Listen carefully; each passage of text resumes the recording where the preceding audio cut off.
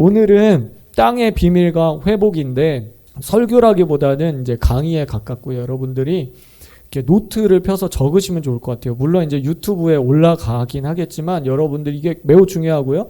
우리 교회의 정말 핵심적인 DNA 중에 하나예요. 다시 말씀드려요.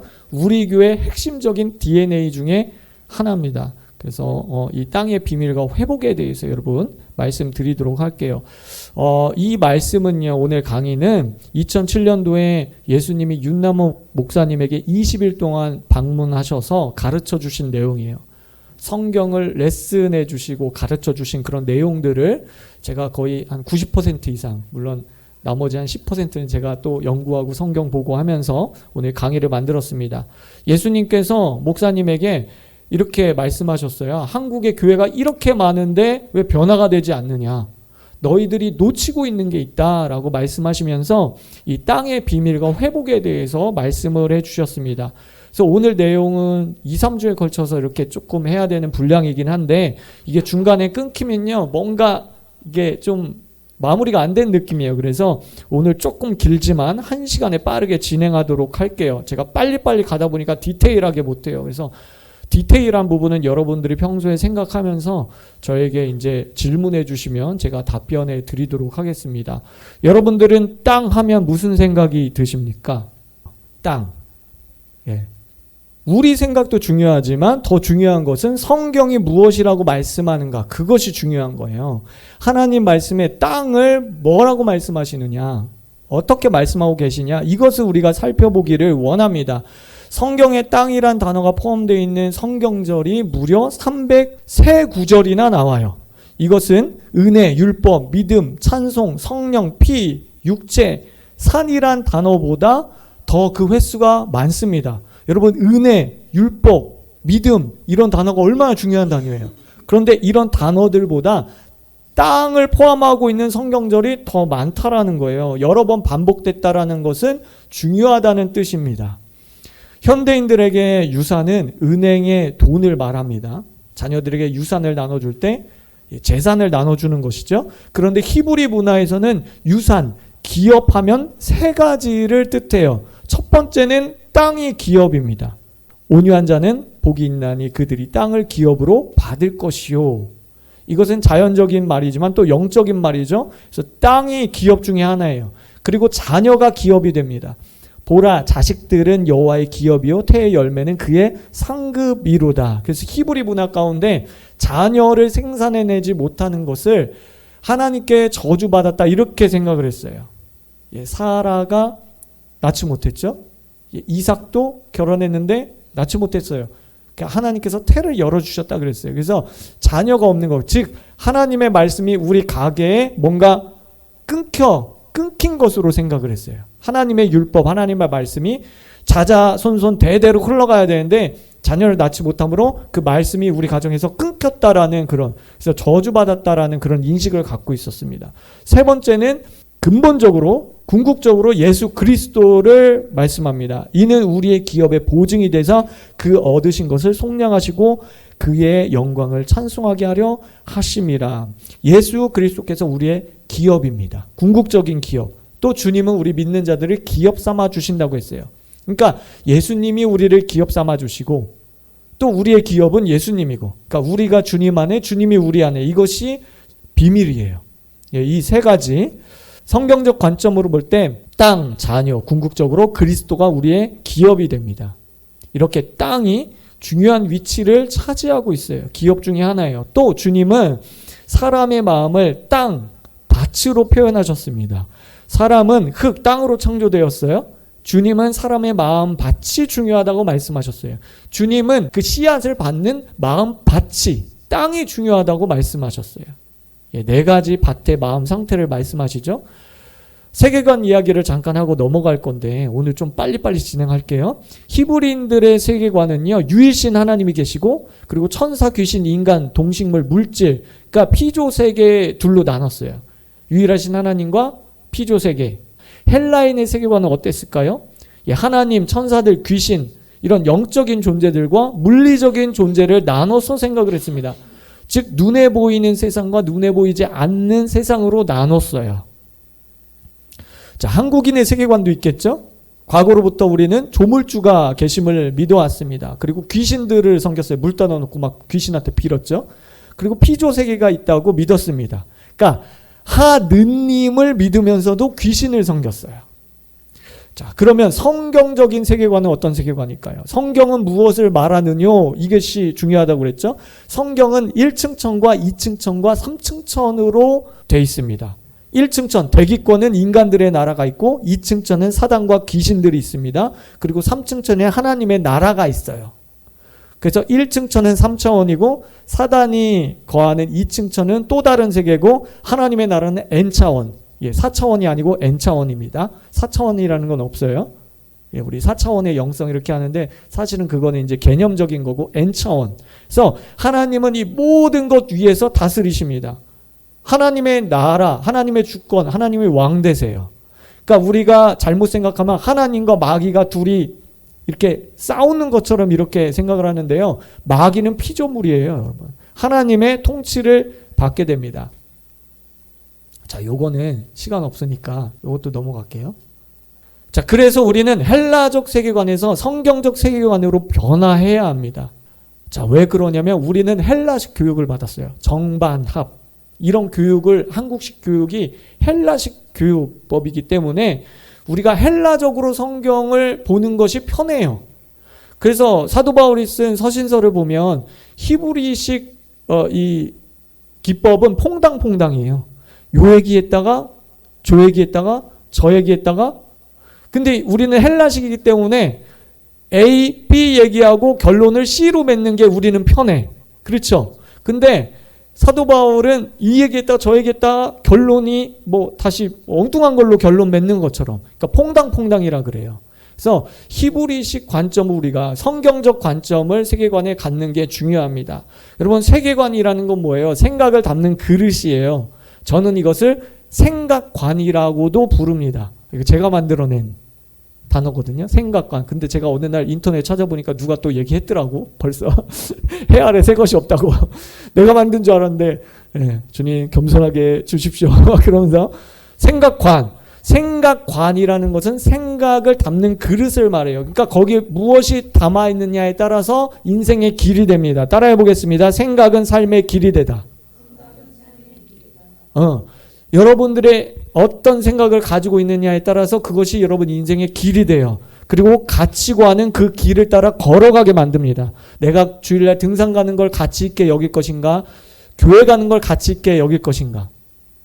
가치관은 우리의 행동 양식을 만들고 그리고 인생을 만들어 갑니다. 그래서 세계관이 중요한데, 하나님 나라, 천국은 가는 천국이 있어요. 그리고 들어오신 천국이 있어요. 내재된 천국이 있어요. 예수님 말씀하시죠. 천국이 이런 사람들의 것이다. 아니, 천국은 그냥 그 자리에 있는데 왜 우리 것이라고 그래? 천국이 가까이 왔다 그러죠. 아니, 천국은 그 자리인데 왜 가까이 왔대? 내재된 천국, 우리 안에 들어오시는 천국이 있어요. 그래서 하나님 나라는 통치 개념이에요. 그 나라가 우리 안에 들어오시면 그 나라의 법에 통치를 받습니다. 여러분들이 미국 가면 미국 법을 따라야 되고 한국에 오면 한국 법을 따라야 돼요. 아, 저는 한국 사람인데요. 미국 가서 그래도 소용없어요. 미국의 법에 따라야 돼요. 여러분, 하나님의 나라라는 건 가는 천국, 들어오는 천국이 있는데 내재된 천국은 통치 개념이에요. 하나님의 법을 따라서 순종하며 사는 거예요. 그래서 천국이 임한 자는 하나님의 통치를 받고 임하지 못한 자는 사단과 세상의 통치를 받습니다. 회색지대는 없어요. 아, 나는 중간인데요. 그런 거 없습니다. 하나님의 나라는 이미 시작됐어요. 우리 안에서 이미 시작됐으나 완성되진 않았습니다. 아직 가는 천국에 우리가 가지 않았어요. 우리는 그리스도의 초림과 재림 사이의 중간 시대에 살고 있어요. 여러분, 전쟁에서 D-Day와 V-Day가 있죠. D-Day는 전세가 완전히 넘어온 날, 완전히 우리가 승리를 잡았다 한 날이 D-Day예요. 그러나 아직 패전병들이 남아 있습니다. V-Day는 그 전쟁에서 완전히 승리한 날이에요. 예수님의 십자가와 부활이 D-Day라면 예수님이 다 이루었다. 그건 D-Day예요. 근데 아직 우리가 이 땅에 살면서 원수 패장병들과 싸우고 있습니다. 그렇죠? 그리고 예수님이 재림하는 그날 유다의 사자, 심판주, 승리자로 V-Day 오시는 거예요. 그런데 우리의 삶에 문제를 일으키는 패잔병과 싸워서 우리는 매일 승리해야 되는 그런 위치에 있는 거예요. 그러니까 주님의 승리는 이런 이중적인 의미를 가지고 있습니다. 그래서 우리 교회 이름이 주승리교회잖아요. 주님의 승리, 그러니까 주승리교회라는 건 주님이 이미 이루신 그것을 취하는 거예요. 승리하는 교회가 아니라 승리한 교회예요. 그죠? 그러나 우린 이중적인 의미로 계속해서 최종적으로 승리를 위해서 또 나아가야 됩니다. 자, 이런 게 있습니다. 하나님이 6일 동안 공간을 창조하세요. 빛이 있으라부터 이 육지 생물, 사람을 창조하시기까지 이 공간 안의 것들을 창조하셨어요. 7일째는 시간을 거룩하게 하셨습니다. 다른 말로 시간을 창조하셨어요. 2층 천의 그 원수들이, 패잔병들이 우리가 살고 있는 1층 천의 공간과 시간을 어지럽히면서 죄를 짓게 만들어서 공간과 시간을 더럽힙니다. 2층 천에서는 1층 천을 그렇게 어지럽히는 게 가능하겠죠. 그러나 하나님 3층 천에서 이 모든 것을 보고 계세요. 그리고 공간과 시간을 거룩하게 하십니다. 그래서 우리가 우리의 삶의 필드와 시간, 특별히 하나님이 안식일을 거룩히 지키라, 그 구별된 시간을 하나님 앞에 드려지면 우리의 이 삶의 필드가 거룩해질 수 있어요. 그게 영적인 원리예요, 여러분. 자, 이해되시죠? 자, 성경의 땅의 원주인은 주님이시라고 성경은 말씀하고 있습니다. 그러면서 시편 말씀에 땅을 사람에게 주셨도다 이렇게 말씀하셨어요. 또 땅은 우리에게 주신 기업이라고 성경은 말씀하고 있습니다. 자, 그런데 주님이 주신 땅, 즉 삶의 필드를 더럽히면, 공간과 시간을 더럽히면 바알이 관장하는 더럽혀진 땅이 됩니다. 사람은 누구에게 머리를 숙이느냐에 따라서 그 권위 밑으로 들어가게 돼요. 우리가 한국인이지만 미국에 가서 미국의 법을 따르면 한국 사람, 우리의 존재는 한국 사람이지만 미국의 법에 따라야 돼요. 그쵸? 그것과 이것은 다른 문제예요, 여러분. 그죠? 여전히 난 한국 사람이에요. 그러나 미국 법을 따라야 됩니다. 마찬가지예요. 하나님의 땅이지만, 하나님이 창조하신 땅이지만 우리가 그 땅을 원수에게 어떤 죄를 통해서 원수가 들어올 수 있는 문을 열어주면 원수가 불법이지만 합법적으로 우리의 삶의 필드를 공격할 수 있습니다. 여러분들이 물질 영역에서 죄를 지면 여러분 물질을 손댈 수 있어요. 여러분들이 어떤 영적인 영역에서 죄를 지면 그 영적인 영역에 합법적으로 원수마귀가 들어올 수 있어요. 불법이지만 동시에 합법이에요. 자, 그래서 성경 곳곳에 땅을 의인화시키고 인격화하는 그런 말씀들이 많이 있습니다. 하늘이여 들으라, 땅이여 귀를 기울이라. 땅이 귀가 어디 있어요? 의인화시킨 거예요. 땅과 땅에 충만한 것과 세계와 세계에서 나는 모든 것들이여 들을지어다. 광야와 메마른 땅이 기뻐한대요. 감정을 표현하고 있어요. 여러분, 이런 것들을 볼 때 성경은 땅을 의인화하고 인격화하고 있습니다. 그리고 토지는 영구히 팔지 말 것은 토지는 다 내 것임이라. 그러니까 본래 하나님의 것이라는 거죠. 희년을 통해서 노예된 거 다 풀어줍니다. 자유화시킵니다. 땅도 다시 원주인 하나님께 돌려드립니다. 그리고 계시록 말씀해 보면 새 하늘과 새 땅을 다시 새 창조의 역사가 일어나죠. 여러분 생각해 보세요. 굳이 땅이 필요 없다면, 땅이 중요하지 않다면 예수님 재림하셔서 우리 다 천국 데려가시면 되잖아. 근데 굳이 땅을 새롭게 하셨어요. 그러니까 땅에 뭔가 하나님의 특별한 계획이 있고 뜻이 있다라는 거예요.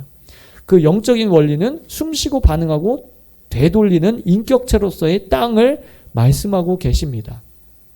시편 24편 1절 말씀 우리 다 같이 선포하겠습니다. 땅과 거기 충만한 것과 세계와 그 중에 거하는 자가 다 여호와의 것이로다. 아멘. 땅과 그 위에 사는 모든 것을 거룩하게 하여 주님께 올려드려야 합니다. 자, 사람의 시작은 땅이죠. 저와 여러분들은 모두 땅에서부터 왔습니다. 여호와 하나님이 흙으로 사람을 지으시고 생기를 그 코에 불어넣으시니 사람이 생명이 된지라. 예, 흙에서부터 왔어요. 그러니까 저와 여러분은 땅이에요. 그리고 예수님은 마음 밭, 땅에 대해서 말씀하세요. 그리고 씨를 뿌린다 말씀하세요. 자, 사람은 땅에서 먹고 마십니다. 하나님께서 인간에게 주신 땅은 본래 전혀 부족함이 없는 비옥한 땅이었습니다. 풍부한 자원과 열매를 맺는 기름진 땅이었습니다. 창조 사역 가운데 이렇게 말씀하세요. 하나님이 이르시되 내가 온 지면에 씨 맺는 모든 채소와 씨 가진 열매 맺는 모든 나무를 너희에게 주노니 너희의 먹을거리가 되리라. 우리의 의식주에 필요한 모든 것을 땅으로부터 주님이 공급받도록 하셨어요. 그러니까 자연적인 얘기지만 이것은 영적인 원리가 있습니다. 자, 이 모든 것이 어디서부터 와요? 땅에서부터 와요. 여러분, 땅을 우리가 밟고 살잖아요. 그렇죠? 이 땅이 중요하다니까. 우리가 땅이 없으면 못 살아. 그리고 저와 여러분들은 어디서부터 왔다? 땅에서부터 왔어요. 땅으로 돌아가잖아요. 생활에 필요한 자원, 의복, 의식주. 여러분 여기서 땅으로부터 오지 않은 거 있어요? 여기 플라스틱, 그 다음에 유리는 모래에서 실리콘을 추출하고 실리콘에서 유리를 만들잖아요. 여기 책, 세부치 이런 거 다 땅에서 왔어요. 나무에서 오고 광물에서 오고, 여기서 지금 땅에서부터 나지 않은 게 없어요. 심지어는 공기조차도 땅에서 자란 식물로부터 공급받는 거예요. 그러니까 땅을 떠나서는 사람이 살 수가 없습니다. 여러분 금 좋아하세요? 금? 보석 좋아하시죠? 이게 다 땅으로부터 왔다는 거예요. 자, 여러분들 세계관이 좀씩 바뀌고 있나요? 땅에 대한 깊어지고 있나요? 바뀐다기보다는 깊어지고 있죠. 자, 필요한 모든 것이 땅에서부터 왔습니다. 땅은 살아있는 모든 생명체의 어머니요 자궁이 됩니다. 땅은 곧 예수 그리스도를 상징합니다. 그러므로 땅은 축복의 장소입니다. 예수 그리스도로부터 모든 것이 왔듯이 땅으로부터 모든 것이 왔기 때문에 땅이 상징하는 그분은 바로 예수 그리스도이십니다. 모든 자원도 땅으로부터 옵니다. 땅은 생명, 성격, 호흡이 있습니다. 사람, 동물, 식물, 씨앗, 온갖 미물, 물 등 모두 땅에서 삽니다. 그래서 주님이 4가지 마음밭을 말씀하시면서 100배, 60배, 30배 생명을 낳는 기름진 땅이 있고 생산 능력이 소멸된 죽은 땅이 있다. 잉태하지 못하는 땅이 있어요. 사막화되는 땅이 있어요. 홍수를 자주 일으키는 땅이 있어요. 예전에 저희가 이제 기도원 사역할 때 강화도에서 몇 년 살았는데, 여러분 강화도 땅이요 대부분 붉은 땅이야. 그래가지고요 거기 엄청 기름져요. 그래서 고구마, 인삼 이런 거 유명하잖아. 순무. 땅이 너무 기름진 거예요. 여러분 기름진 땅이 있고요 죽은 땅이 있습니다.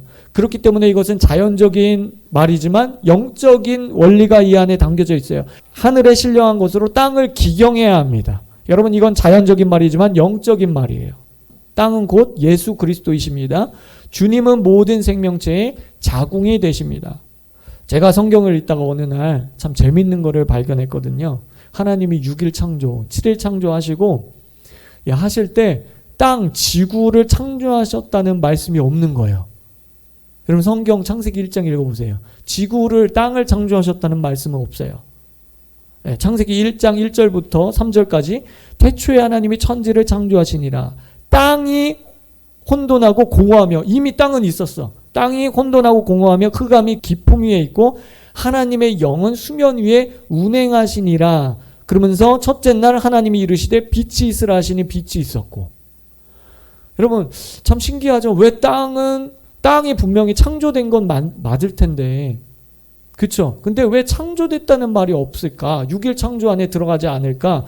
제가 그것을 묵상하다가 깨달은 게 있어요. 땅이 상징하는 것은 예수 그리스도예요. 여러분 예수 그리스도는 나지 않으셨어요. 창조주세요. 누구로부터 나지 않으셨어요. 스스로 있는 자예요. 그러니까 땅이 상징하는 분은 예수 그리스도이기 때문에 그것을 아마 우리에게 가르쳐 주는 게 아닐까. 제가 그런 것을 깨달았습니다. 자궁은 생명을 생산해내는 창조의 기관이며 그 안에 누구의 방해도 받지 않고 안식을 얻고 영양도 공급받으며 호흡이 있고 보호를 받는다. 자궁이 없으면 창조의 사역은 계속될 수 없다. 예수님은 생명의 자궁이시고 땅도 그렇다는 거예요. 그러니까 땅은 곧 예수 그리스도이시라는 거죠. 땅은요 바닷물을 담고 있는 그릇이 됩니다. 하나님이 이르시되 천하의 물이 한 곳으로 모이고 묻이 드러나라 하시니 그대로 되니라. 하나님이 묻을 땅이라 부르시고 모인 물을 바다라 부르시니 하나님이 보시기에 좋았더라. 그러니까 바닷물도 땅의 그릇에 담겨져 있습니다. 땅이 없으면 바닷물이 존재할 수 없어요. 그리고 우리가 마시는 물도 땅으로 둘러싸여 있지 않으면 마실 수가 없습니다. 바다 생물들도 땅으로부터 왔습니다. 이 모든 것이 땅으로부터 왔다. 따라서 땅도 사람처럼 할례가 필요합니다. 구별이 필요하다. 그러면 어떻게 땅을 할례할까요? 어떻게 구별할까요? 그것이 바로 오늘 강의에서 핵심 성지 작업을 해야 돼요. 자, 땅은 누구라고 그랬죠? 예수 그리스도고, 그리고 또 누구라고 했죠? 저와 여러분들이에요. 이해되세요, 여러분? 쫓아오고 계시죠? 주님은 가나안 땅에 들어가 처음 3년간 거기서 나오는 과실을 할례받지 못한 것으로 여겨서 먹지 못하게 하셨습니다. 이것은 과실에 대한 할례가 아니라 땅에 대한 할례입니다. 수백 년 동안 우상의 땅이 되어버린 그 다 가나안 땅에 대한 할례, 성지 작업의 시간이 필요했던 거예요. 성지 작업.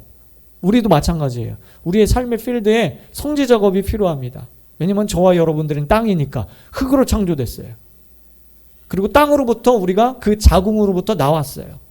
창세기 1장 10절에 보면 하나님이 묻을 땅이라 부르시고 하나님 보시기에 좋았더라 그러셨습니다. 그리고 하나님이 지으신 그 모든 것을 보시고 보시기에 심히 좋았더라.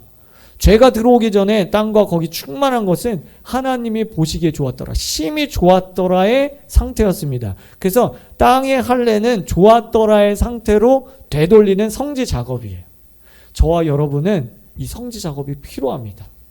자, 땅의 흙으로 사람을 만드시고 하나님 말씀하세요. 창세기 1장 28절 다 같이 읽겠습니다. 시작. 하나님이 그들에게 복을 주시며 그들에게 이르시되 생육하고 번성하여 땅에 충만하라. 땅을 정복하라. 바다의 고기와 공중의 새와 땅에 움직이는 모든 생물을 다스리라. 아멘. 여기 보면은 땅이 나옵니다. 전에는 그냥 넘어갔지만 오늘 보니까 땅이 보이죠, 여러분? 땅에 대해서 말씀하셔요. 그러나 죄로 인해서 어떻게 됐습니까? 땅과 사람은 저주를 받게 됩니다. 여러분, 죄를 지었을 때 사람만 저주를 받은 게 아니에요. 땅도 같이 저주를 받습니다. 왜냐하면 우리의 삶의 공간과 시간이 다 땅에서 살기 때문에, 우린 땅으로부터 왔기 때문에 땅을 저주하는 겁니다. 아담에게 이르시되 내가 내 아내의 말을 듣고 내가 너더러 먹지 말라 한 나무 실과를 먹었은즉 땅은 너로 인하여 저주를 받고 너는 종신토록 수고하여야 그 소산을 먹으리라. 땅이 내게 가시덤불과 엉겅퀴를 낼 것이라. 아담의 죄 때문에 땅이 황폐해졌습니다. 그 황폐해진 땅이 다시 아담을 저주합니다. 이게 악순환의 사이클이 계속되는 겁니다. 그래서 땅을 성지 작업하지 않으면 이 악순환의 사이클이 계속 우리의 삶에 불법적이지만 합법적으로 들어오게 된다는 거예요. 자, 원죄를 일으킨 뱀은요 더욱 큰 저주를 받습니다. 창세기 3장 14절에 여호와 하나님이 뱀에게 이르시되 너가 이렇게 하였은즉 너가 모든 가축과 들의 모든 짐승보다 더욱 저주를 받아 배로 다니고, 여기 배로 다녔다 이런 저주를 받은 거 보니까 원래는 발이 있었던 것 같아요. 그렇죠? 배로 다니고 살아있는 동안 흙을 먹을지니라. 요게 중요합니다. 흙을 먹을지니라. 흙은 누구라고요? 저와 여러분들. 여러분, 자연계에서도 뱀은요 실제로 먹이를 구할 때 혀를 낼름거리면서 흙을 핥은다고 합니다. 그 영적으로 볼 때 흙으로 피조된 사람과 적대적 관계 속에서 사람의 영혼을 요한복음 10장 10절 도둑질하고 죽이고 멸망시키는 거예요. 그래서 베드로 사도는 이렇게 말했어요. 근신하라 깨어라 너희 대적 마귀가 우는 사자와 같이 두루다니며 삼킬 자를 찾는다. 자, 죄가 악순환의 사이클을 만들어냈습니다. 아담의 죄로 땅이 저주를 받았어요. 저주받은 땅이 다시 그 인간을 저주합니다. 이게 악순환의 사이클이에요. 주님은 마지막 때 그래서 땅에 전쟁과 기근과 연병이 일어날 것이라고 했어요. 이게 마지막 때 징조라고 했어요. 여러분, 계속해서 이 악순환이 반복되면서 계속해서 이 저주가 가중되는 거예요. 그래서 마지막 때가 되면 큰 자연재해들이 일어나는 거예요. 땅의 관점으로 보면 그 말씀이 그렇게 해석할 수 있다는 거예요. 자, 가인이 아벨을 죽였어요. 자, 노란색 글씨만 제가 읽어보겠습니다. 내 아우의 핏소리가 땅에서부터 내게 호소하느니라. 땅이 마치 인격화됐어요. 땅이 그 입을 벌려 내 손으로부터 내 아우의 피를 받았은즉 내가 땅에서 저주를 받으리니 내가 밭을 갈아도 땅이 다시는 그 효력을 내게 주지 아니할 것이요 너는 땅에서 피하며 유리하는 자가 되리라. 여러분, 땅은 자궁이고 안식처인데 이제 땅에서 피할 곳이 없어.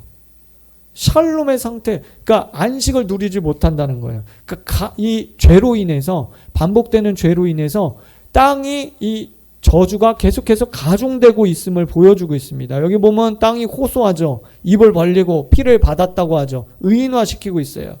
저주가 가중되고 있습니다.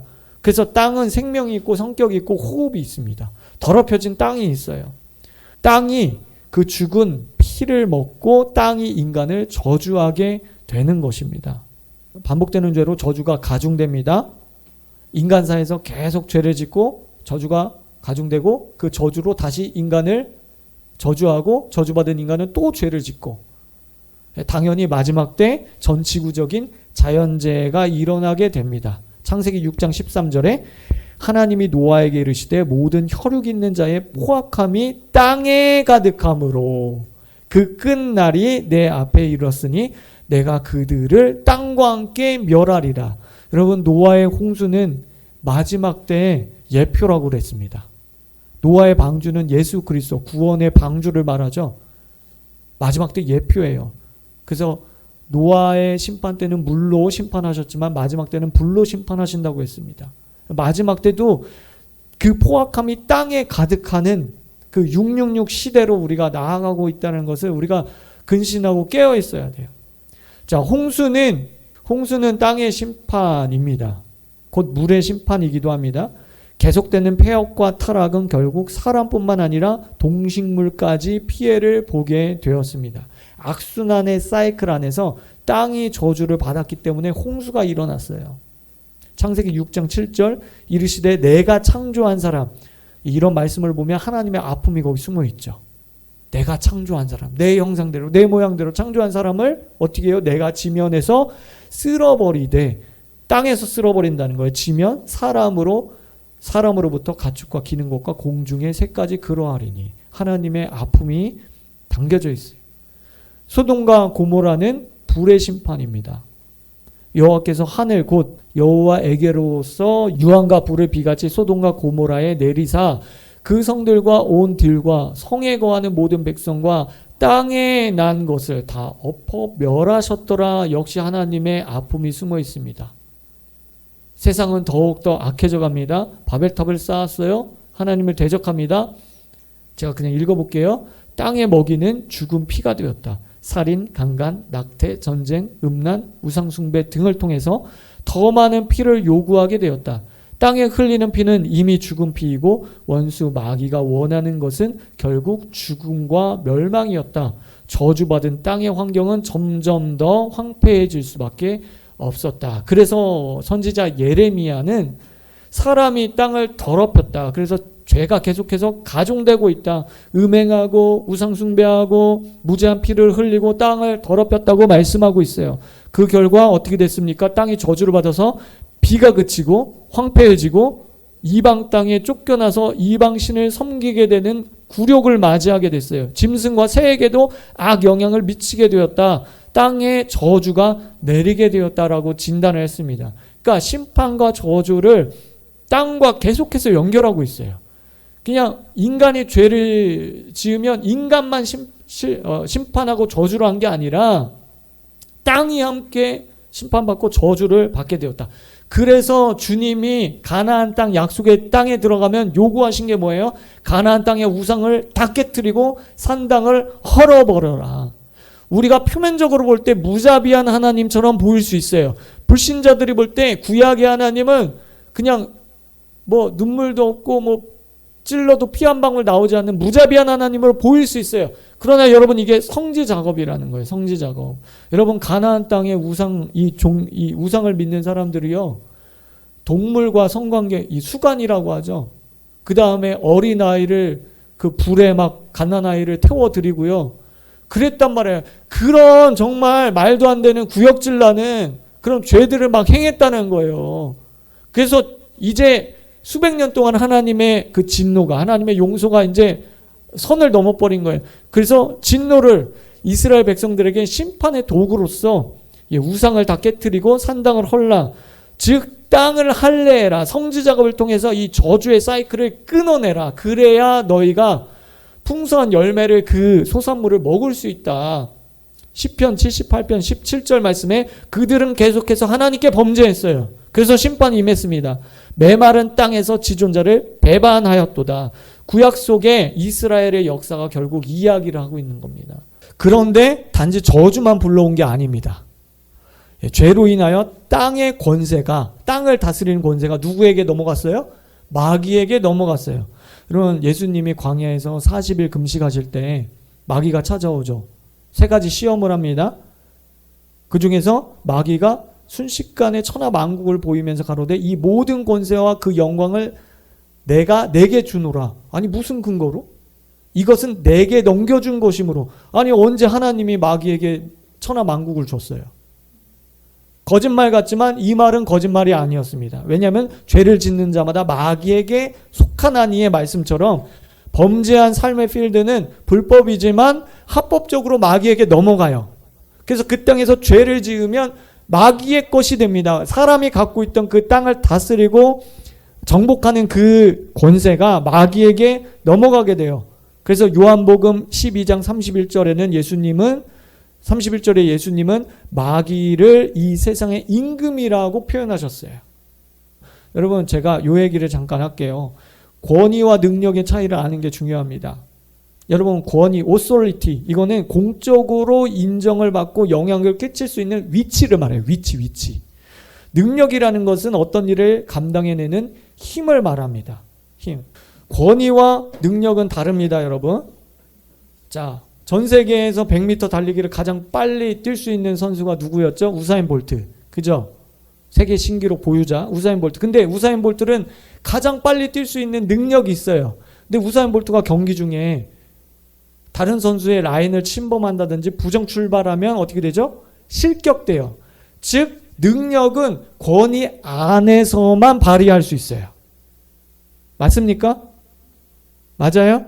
여러분들이 직장이나 가정이나 교회 와서도 여러분들이 교회로 예를 들어볼게요. 여러분들이 담임 목사님이나 어떤 교육자보다 더 어떤 부분에 대해서 더 전문가고 더 지식과 지혜가 많을 수 있어요. 그러나 권위는 누구에게 줬어요? 교회 안에서는? 교육자들에게 준 거예요. 그렇기 때문에 우리가 교육자의 말에 순종하는 것은 하나님 기뻐하시는 거예요. 여러분, 권위와 능력은 그런 거예요. 자, 그런데 아담을 창조하시고 아담에게 하나님의 지혜와 하늘의 지식을 부어줬습니다. 그죠? 그것이 능력이죠? 그 다음에 권세를 주세요. 권위를 주세요. 자, 하나님이 그들에게 복을 주시며 하나님이 그들에게 이르시되 생육하고 번성하라, 땅에 충만하라, 땅을 정복하라, 바다의 물고기와 하늘의 새와 땅에 움직이는 모든 생물을 다스리라 하시니라. 자, 충만하라, 정복하라, 다스리라. 이건 뭡니까? 권세를 준 거예요. 그 아담이 가지고 있는 지혜와 능력을 쓸 수 있는, 사용할 수 있는 권위를 부여해 준 겁니다. 그래서 인류는 만유의 영장이에요.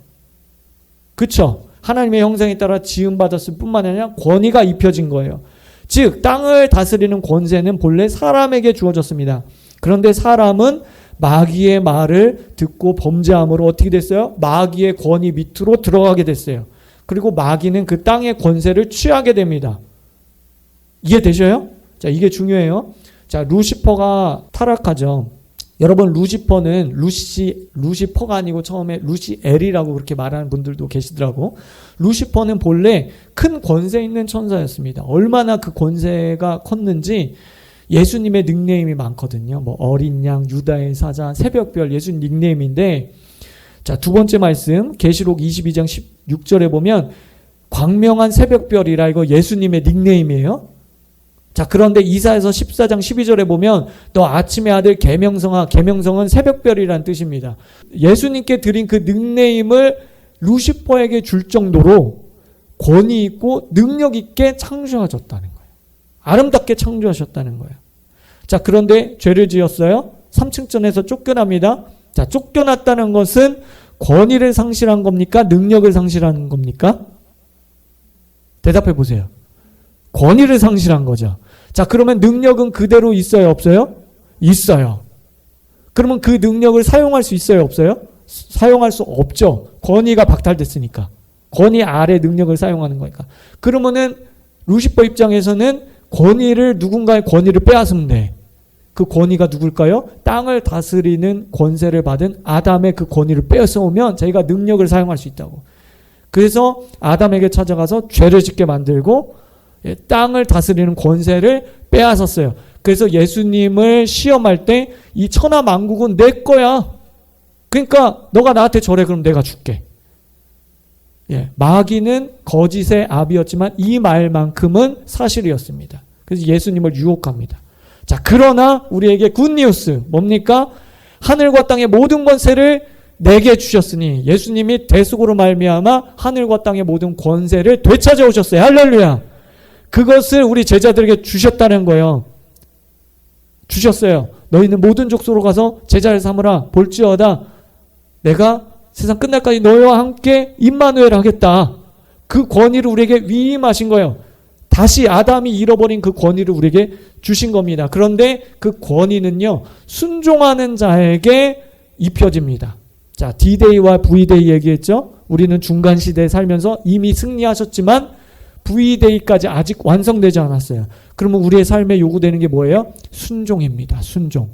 승리는 우리의 것이지만 그 패잔병들과 우리는 싸워야 될 책임들이 있어요. 그래서 D-Day와 V-Day가 있다. 예수님이 십자가 위에서 다 이루었다. 그 권세를 다시 회복했다. 승리하셨지만 우리는 오늘을 살아가야 됩니다. 성지 작업이 필요해요. 우리의 재정 영역, 영적인 영역, 우리의 건강, 그래서 영혼, 육의 삶의 땅에, 필드에 성지 작업이 필요합니다. 자, 계시록 2장 13절에서 15절에 보면 너가 어디 사는 것을 내가 아노니 거기는 사단의 위, 권자가 있는 데라 발람의 교훈을 지키는 자들이 있도다. 이제 니골라당은 이단이에요. 그 교훈을 지키는 자들이 있도다. 그 지역, 너가 사는 그 지역, 버가모 지역의 영이 아주 꽉 잡고 있다는 거야. 그래서 이런 발람의 교훈이나 니골라당의 그런 이단들 같은 영적인 그런 아주 더럽혀진 그런 땅이라는 거야. 이해되시죠, 여러분? 자, 바울이 복음 전할 때 아덴이나 에베소 같은 지역에서 우상 숭배가 너무 강했기 때문에 복음 전하기가 어려웠다고 성경은 말씀하고 있습니다. 지역의 영이 있어요. 사람들이 계속 그 지역에서 그 땅에서 죄를 지으면 그 권위가 그 영들에게 넘어가기 때문에 불법이지만 합법적으로 그들이 그 땅을 다스리게 됩니다. 그러니까 복음을 전하기가 매우 힘들어지죠. 그래서 예수전도단 같은 경우는 선교지 가면 먼저 땅 밟기부터 해요. 중보기도부터 먼저 하고 그 다음에 일종의 성지 작업이죠. 그 다음에 복음을 전합니다. V-Day까지 이 싸움은 계속해야 됩니다. 사도행전 19장 28절에 이 말을 듣고 분노가, 그러니까 에베소 사람들이 분노가 가득하여 외쳐 이르되 크다 에베소 사람의 아데미여. 이거는 그들의 기도 형식의 우상 숭배자들이 크다 에베소 사람의 아데미여 아데미여 아데미여 2시간 동안 무려 2시간 동안 중언부언 같은 말을 계속해서 반복했어요. 그 당시 이제 우상 숭배자들은 이렇게 함으로써 자기들이 믿는 신들이 능력을 받는다고 믿었기 때문에 계속 이것을 같은 말을 반복한 겁니다. 여러분, 이렇게 어려운 지역에서 바울도 복음 전하기가 힘들었단 말이죠. 이 땅의 비밀이라는 게 여러분 잘 이해할 필요가 있어요. 그래서 이에는 이, 눈에는 눈의 원리에 따라 생명은 생명으로 지불해야 됩니다. 근데 생명은 생명이 피에 있으므로 피가 죄를 속하느니라. 그래서 피를 흘려야만 해요. 하나님의 생명과 피값으로 우리를 사셨어요. 지불한 거예요. 이에는 이, 눈에는 눈. 이 원리에 따라 생명은 생명으로, 피값은 피값으로. 그러니까 우리 입장에서는 값없는 은혜인데 하나님 입장에서는 가장 소중한 자기의 아들을 내어주셨단 말이죠. 자, 예수님의 목회는 성지 작업으로 시작해서 성지 작업으로 마치셨어요. 그래서 우리 교회 DNA, 가장 중요한 DNA 중에 하나가 이 예수님의 성지 작업입니다. 여러분, 대지 우상으로 가득한 거라사인 지역에 도착하기 전에 가기로 이제 배 타고 갑니다. 근데 원수가 파도를 일으켰어요. 예수님이 그 파도를, 땅을 축사하십니다. 귀신을 쫓아내셔요. 그리고 잠잠케 하십니다. 여러분 이것은 일종의 성지 작업이에요. 그러니까 큰 돌파가 있기 전에 영적 싸움입니다. 그러고서 어떻게 했어요? 거라사인 지역에 도착했어요. 그리고 큰 군대 귀신 들린 자를 고치십니다. 여러분 이건 영적인 사인이에요. 상징입니다. 자, 그 거라사인 지역은 헬라인들이 살면서 돼지를 자기 우상들에게 드렸어요. 그래서 돼지를 키운 거예요. 돼지를 키운 거예요. 그러니까 그 땅이 군대 귀신 들린 사람과 같은 상태였다는 거예요. 그래서 군대 귀신 들린 자를 고치신 거예요. 성지 작업하신 거예요. 이해되세요, 여러분? 예, 이 말씀이 좀 더 폭넓게 이제 보이세요? 예, 성지 작업을 하신 거예요. 하늘과 땅이 만나게 해야 합니다. 여러분 예수님이 눈먼 자를 고치시죠? 참 이해 안 되는 부분들이 있어요. 예수님이 침을 퇴때 뱉어가지고 진흙을 이겨가지고 눈에 발라서 고치십니다. 제가 이 땅의 비밀을 몰랐을 때는 도저히 이 말씀이 이해가 안 되는 거야. 예수님의 행동이. 왜 저러실까? 우리 정서로 막 정서가 이게 받아들여지지 않는 거야. 근데 여러분 땅의 비밀을 이제 여러분 보이세요? 왜 그렇게 하셨는지? 성지 작업한 거예요. 흙으로 창조된 그 눈먼 자, 사람의 눈에 그냥 안 붙잖아, 흙이니까 침을 뱉으셔서 흙을 이겨서 진흙을 발랐어요. 그 눈먼 것을 보게 했습니다. 영적인 거예요. 성지 작업을 했다는 거예요. 우리의 삶에 원수로 인해서 가려진 게 있어요. 가려진 게 있어요. 내가 보지 못하는 게 있어요. 그것을 성지 작업을 통해서 눈을 뜨게 해야 된다는 거예요. 다 같이 읽겠습니다. 시작. 당신의 왕자를 그리스도께 드려야 합니다. 아멘. 자, 여기까지 이제 한번 정리를 하겠습니다. 자, 땅은 사람의 근본입니다. 땅은 사람의 생명줄, 어머니, 자궁이라고 했습니다. 사람이 땅의 권세를 받았으나 범죄함으로 땅에서 저주를 받았습니다. 계속해서 사람의 범죄로 땅은 병들고 더욱 저주가 임했습니다. 예수님의 대속으로 승리를 이루셨고 하늘과 땅의 권세가 회복되었습니다. D-Day, V-Day 설명했습니다. 회복된 땅의 권세를 다시 제자들에게 위임하셨습니다. 하나님 편에서 할 일을 다 하셨어요. 예수님의 대속으로 희년을 선포하셨습니다. 땅의 자유를 선포했어요. 예수님의 보혈로 죄의 값을 치르셨습니다. 예수님의 희생으로 다 이루었다라고 선언하셨어요. 우주적인 선언이에요. 그 다음 읽어볼게요. 시작. 이제 우리의 순종만이 남았다. 그리스도 안에서 당신의 땅을 기경하라. 여러분 꼭 기억하십시오. 예, 불순종은 불법지대를 만듭니다. 여러분 골리앗은요 불법으로 이스라엘 땅 안에 들어와 있었어요. 땅 안에. 그럼 누가 허용한 겁니까? 이스라엘 백성들이 허용한 거예요. 하나님의 자녀들이 허용할 때, 마귀에게 틈을 줄 때 마귀는 항상 우리의 삶의 필드 안에 들어와서 문제를 일으키려 합니다. 죄를 짓게 만듭니다. 그리스도 안에서 성도는 택하신 족속이요 왕같은 제사장이요 거룩한 나라요 하나님의 소유가 된 백성입니다.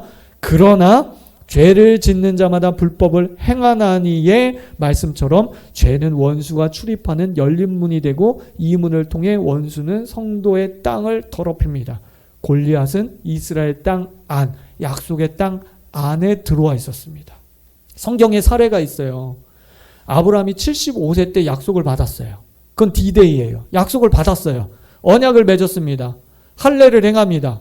할 거 다 했어요. 그런데 그의 삶에 계속되는 불순종으로 인해서 삶의 어려움을 겪게 됩니다. 애굽으로 내려갑니다. 불순종이에요. 예, 또 불순종으로 이스마엘을 출산합니다. 불순종이에요. 약속은 받았지만 그리스도 안에 언약 관계 안에 우리도 들어와 있지만 우리의 삶에 불순종이 있으면 원수가 침입합니다. 자, 그래서 여호수아는 언약을 갱신해요. 자, 읽어볼게요. 시작. 오직 나와 내 집은 여호와를 섬기겠노라. 아브라함과 횃불 언약을 통해서 약속의 땅을 주겠다. 예, 여호수아가 676년 만에 그 약속의 땅에 들어옵니다. 그죠? 약 700년 동안의 그 중간 시대가 있어요. 곧바로 준 게 아니죠? 약속의 땅에 들어와요. 그래서 다시 언약을 맺습니다. 그 전에 언약을 무시한 건가요? 아니죠. 갱신하는 거예요. 여러분 신용카드 갱신하는 거 생각하시면 돼. 은행과 여러분 계약관계 있지만 그 다시 갱신하는 거예요. 그래서 언약을 다시 갱신해야 합니다. 자, 에스라 시대도 마찬가지예요. 70년 동안 포로 생활을 끝내고 율법책을 낭독하고 견고한 언약을 세워 다시 갱신합니다. 과거의 언약이 무효하다 이런 뜻입니까? 아니죠. 다시 갱신하는 거예요. 믿음의 선포예요. 그래서 언약 갱신으로 땅을 회복해야 되는데 실제적인 지침들을 8가지를 가져왔어요.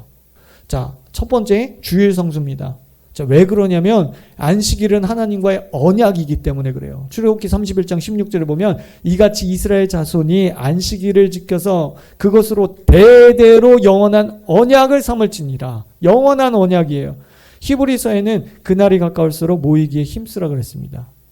예, 그날이 가까울수록 유튜브로 드리기를 힘쓰라. 그거 아니에요. 가나안 성도, 거꾸로 안 나가 성도. 예수는 좋은데 교회는 싫다. 사람은 싫다. 그거 아닙니다, 여러분. 모이기에 힘쓰라. 두세 사람이 모일 때 주님이 함께 하시겠다고 약속하셨어요. 그러니까 모일 때 공동체적인 기름 부심이 임해요. 예. 안식일을 거룩하게 지키라 그랬잖아요. 지키라. 예. 행함 있는 믿음을 요구하십니다. 그 다음에 두 번째는 성만찬이에요. 성만찬은 하나님과의 언약입니다. 역시. 축사하시고 떼어 이르시되 이것은 너희를 위하는 내 몸이 이것을 행하여 나를 기념하라. 그리고 이 잔은 내 피로 세운 새 언약이니 이것을 행하여 나를 기념하라 그랬어요. 이거 언약입니다. 여러분, 그래서 우리 교회는 모일 때마다 예배 시간마다 성찬을 하는 거예요. 예, 성찬을 하는 게 성지 작업이에요. 여러분들 성지 작업하는 거예요. 금요 예배 주일 나와서 계속 성찬하잖아요, 우리. 예, 여러분 모르셨겠지만 여러분 성지 작업 한 거예요. 예. 성만찬은 상징이죠. 떡이 상징하는 게 있고 잔이 상징하는 게 있습니다. 예, 시간 관계상 읽지 않겠습니다. 떡과 잔이 상징하는 것은 바로 예수 그리스도의 몸과 피인데 이건 에아드, 하나됨이, 그러니까 주님과의 연합을 상징하는 거예요. 자유, 희년을 선포하는 거고 강력한 언약 갱신이 됩니다. 자, 여러분 상징이라는 거는 권세가 주어지는 거예요. 권위가 입혀지는 거예요. 이거 굉장히 중요한 겁니다. 자, 여러분들이 신호등을 한번 생각해 보세요. 신호등은 상징이죠. 가거나 멈추라는 사인입니다. 어떤 권위가 입혀진 거죠? 국가의 권위가 거기에 입혀진 거예요. 그래서 대통령이라 할지라도 거기에서는 서야 되는 거야. 쓰지 않으면 불법자가 됩니다. 불법을 행하는 자가 돼요. 마찬가지로 성찬이나 침례나 이런 성례전 또는 나무 십자가나 그런 어떤 그 상징은 권위가 입혀지는 거예요. 능력이 아니라 권위가. 여러분, 저건 그냥 전기 신호잖아. 저게 무슨 능력이 있어. 빨간불, 파란불, 녹색불 이건데. 근데 거기에 권위가 입혀지는 것이다. 자, 세 번째 성지 작업은 바로 11조입니다. 11조는 내가 누구에게 속했는지 소속을 밝히는 것이에요. 즉 언약 관계입니다. 자, 레위기 27장 30절에 보면 땅의 10분의 1, 곧 땅. 여기 보면 그냥 땅이에요? 아니죠. 그냥 땅 아니에요. 우리의 삶이라고요. 우리를 말하는 거예요. 여기서 말하는 땅은 땅의 곡식이나 나무의 과실이나 그 10분의 1은 여호와의 것이니 하나님의 것이에요. 여호와께 드린 성물이다. 네. 그렇기 때문에 11조는 누구 거다? 하나님 거예요. 하나님 거. 자, 무슨 얘기냐? 한국 시민은 한국 정부에 세금을 냅니다. 여러분들도 세금 내죠. 그 의무를 다한 자들이 백성, 국민입니다. 11조는 우리가 누구에게 속하였는지 보여줍니다. 당신의 소속은 하나님입니까? 세상입니까? 11조를 드리지 않는다면 모든 것을 잃어버린 다음에 그 어떤 청구도 할 권리가 없어져요. 내가 세금 내지 않은 국민이다. 그럼 내가 어떤 부분에 대해서 국가에게 요청할 수 없는 거야. 국가가 나에게 해준 게 뭐가 있어? 뭐 젊은 사람들 그런데 나는 책임을 다하지 않으면서 왜 누리려고만 해? 그거 잘못됐잖아요. 마찬가지예요. 11조는 누구 거다?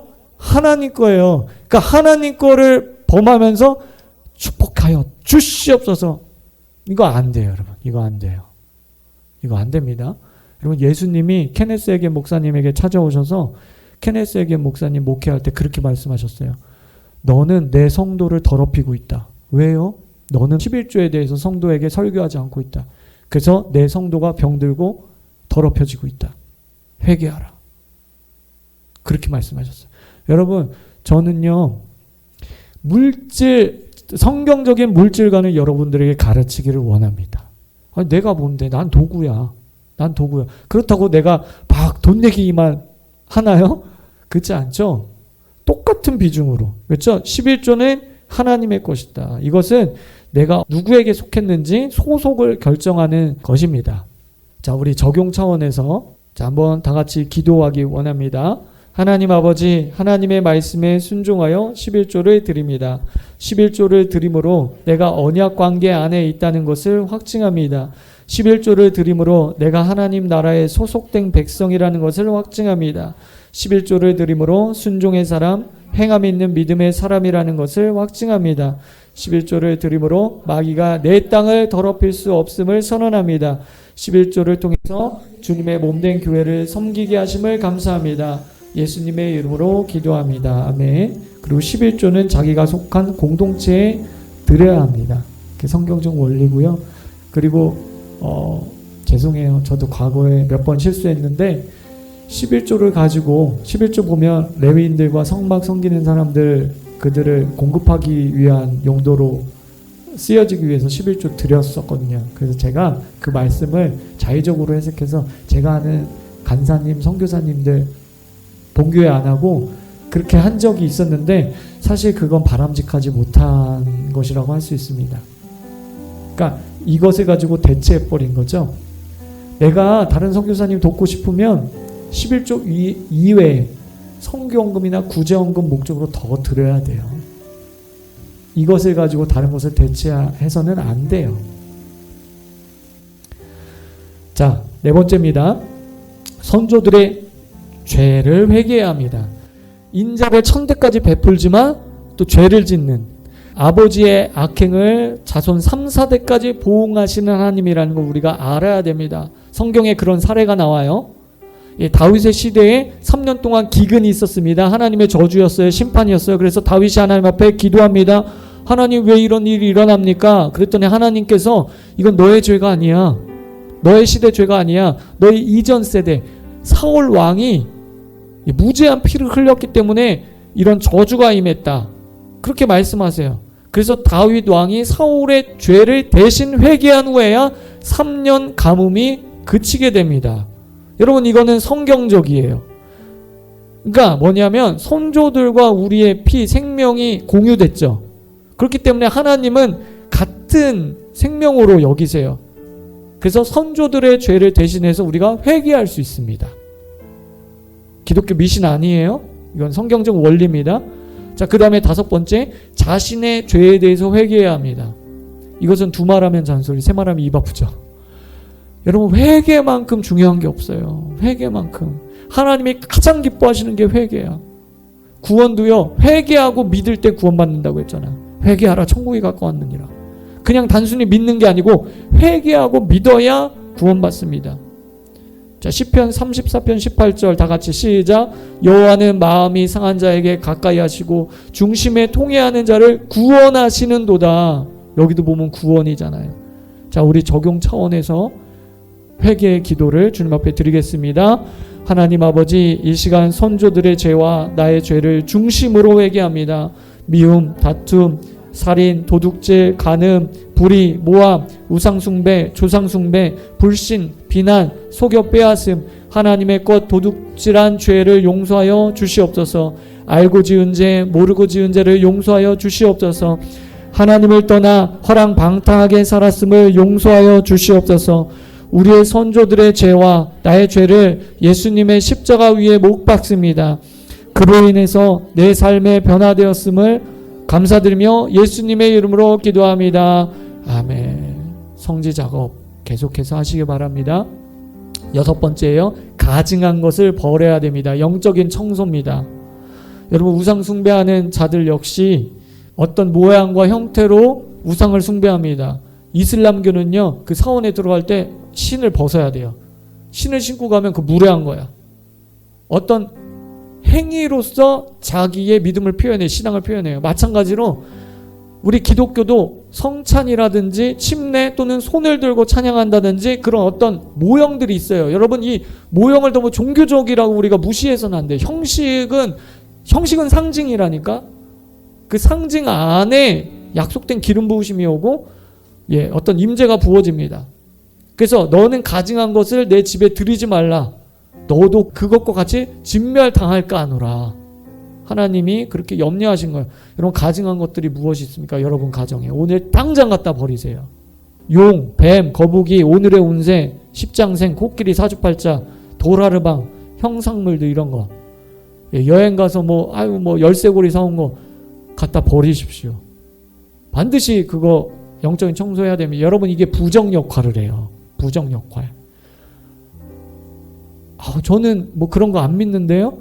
여러분, 영적인 세계는 몰라서 그래요. 여러분, 제가 목사인데 나는 믿음으로 구원받는 거지 그런 거 안 믿는데 하고 여기 호주머니에 목탁 같은 거 막 들고 다니고 부적 같은 거 들고 다니고 오늘 설교 힘들어서 그러고 저기 뒤에 가서 막 담배 한 대 피고 오늘 힘들었어 설교. 그거는 행함 있는 믿음과 전혀 반대되는 거잖아요. 그렇죠? 그러니까 우리의 행위도 중요해야 되니까 여러분 집 청소하십시오. 그런 형상물도 다 갖다 버리셔야 됩니다. 주술이라 그래요. 여러분, 그 다음에 할랄 마크, 요런 마크들 여러분 잘 유의 있게 보시고요. 요즘 우리나라에도 이 무슬림들이 많이 인구가 늘어나기 때문에 할랄 식품 같은 거 많이 지금 기업에서 관심 갖고 있습니다.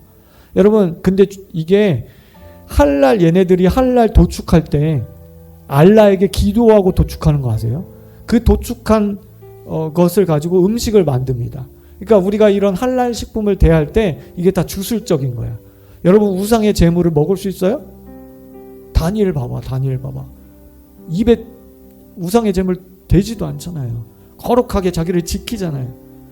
자, 그 다음에 부정 역할을 하는 이미지들이 있어요.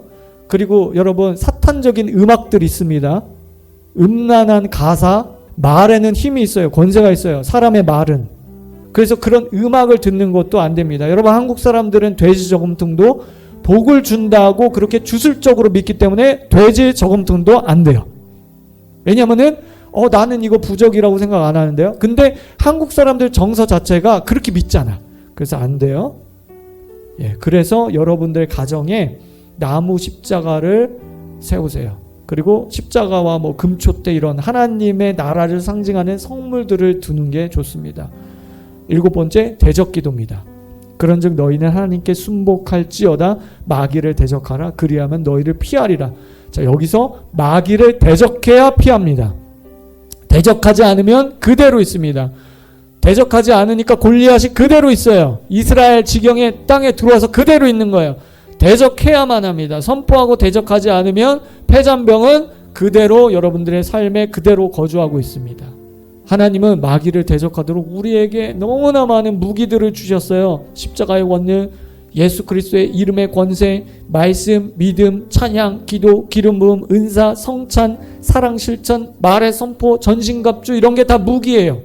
이런 무기를 사용하십시오. 왜 사용하지 않는지 모르겠어요. 사용해. 여러분들에게 맞는 걸 사용해. 여러분 찬양 좋아하면 보혈 찬양, 전쟁 찬양 많이 하시고요. 여러분 예수의 이름으로 선포도 하시고 예수의 이름으로 떠나갈지어다. 내 재정에 손대는 골리앗은 예수의 이름으로 내 피를 대해서 떠나갈지어다. 대적하지 않으면 뭐한다? 나가지 않습니다. 마지막입니다. 선포기도예요. 다 같이 당신의 말에 능력이 있다. 마귀는 하나님처럼 전지전능 무소부지않기 때문에 우리의 생각을 다 읽지 못합니다. 우리가 무슨 생각하는지 몰라요. 근데 우리가 큰일 났다. 안 돼. 이거 안 되는데 이렇게 말을 하는 거를 듣고서 제가 이것에 대해서 걱정하는구나, 염려하는구나, 힘들어하는구나, 우리를 공격하게 됩니다. 그래서 말의 선포가, 그러니까 우리가 말로 선포해야 돼요. 그래서 계속 제가 강조하잖아요. 성경 을조리라고. 속으로 읽는 게 아니에요. 성경은 말로 선포하는 거예요. 찬양도 듣는 게 아니라 부르는 겁니다. 올려드리는 겁니다. 기도도 속으로 하지 마세요. 절대. 통성으로 기도하시면 그게 능력이 됩니다. 말로 선포해야 됩니다. 자, 다 같이 시작. 선포의 말은 흑암을 두렵게 만든다. 모든 지역과 도시와 혹은 나라 또는 여러분들의 가정의 필드에 그 지역을 묻고 있는 악한 영이 있으며 집터와 사업장에도 있습니다. 죄로 인해서 더럽혀진 곳은 악한 영의 근거지가 됩니다. 제가 설명드렸죠? 불법이지만 합법적으로 들어옵니다. 당신의 장소와 시간, 공간과 시간을 예수의 피로 정결하게 하십시오. 그리고 위에 8가지 진리로 성지 작업을 하시기 바랍니다. 대적의 문을 취하시기를 바랍니다. 뺏기시기를 바랍니다. 결론입니다. 언약 갱신으로 땅을 회복하십시오. 오직 나와 내 집은 여호와를 섬기겠노라의 말씀이 여러분 가정의 삶에 입혀지기를 축복합니다. 땅이여 희년의 나팔을 올리지어다. 아멘.